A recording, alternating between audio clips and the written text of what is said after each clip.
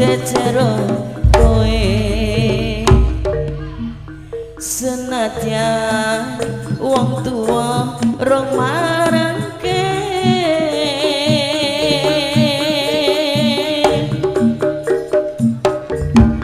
ombak gede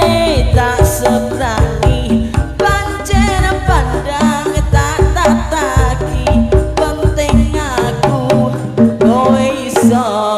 dadi siji gunung jeblok tak jak ngopi sekarang geni tanggung lagi apa maneh wong lawan bapakku kuwi mesti tak lateni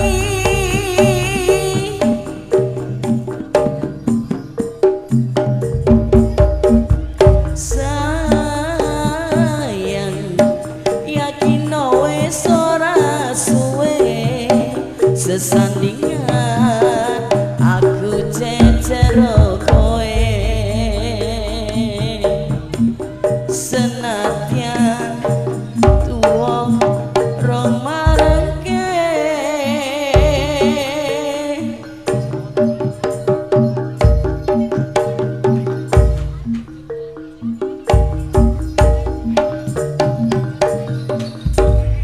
ombak gede tak seberangi banjir pandang tak tataki